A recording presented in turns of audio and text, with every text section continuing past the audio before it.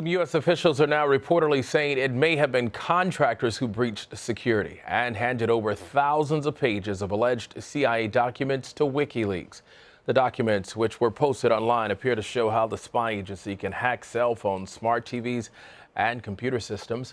WikiLeaks founder Julian Assange says the release shows how the CIA failed to protect cyber espionage secrets, and he's now offering even more information to tech companies on CIA hacking tools.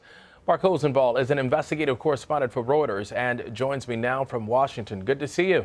Thank you. All right, first, can you just explain what role contractors would have at the CIA and what type of access they'd have to information? Well, contractors are involved all over both the defense and intelligence communities, doing all kinds of work that the agencies themselves basically contract stuff out in order to keep their costs down.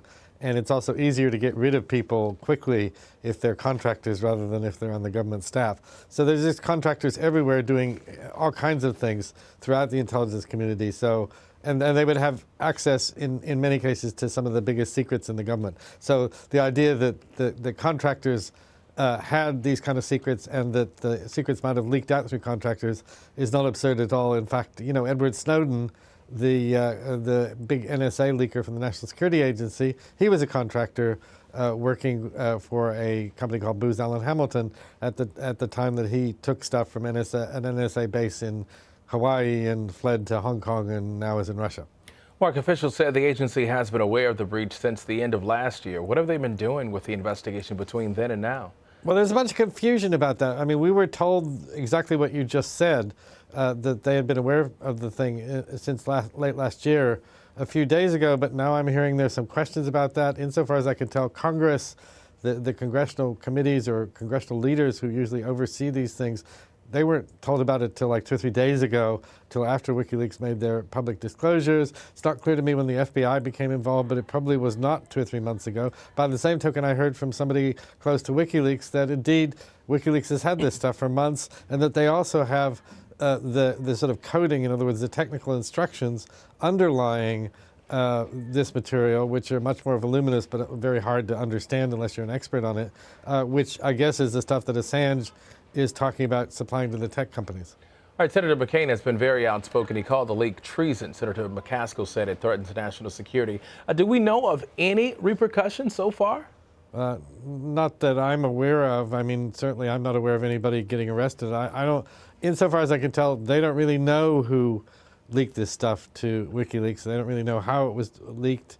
I mean, as I say, the contractors are suspected, but, you know, there's certainly been talk on the internet. Maybe the Russians did it. I don't think there's any evidence at this point that the Russians did it, but you could never say never, I guess, these days. Yeah, which leads me to the next question, Mark. The CIA is legally prohibited from spying in the U.S. So what would it be doing with these types of tools to begin with?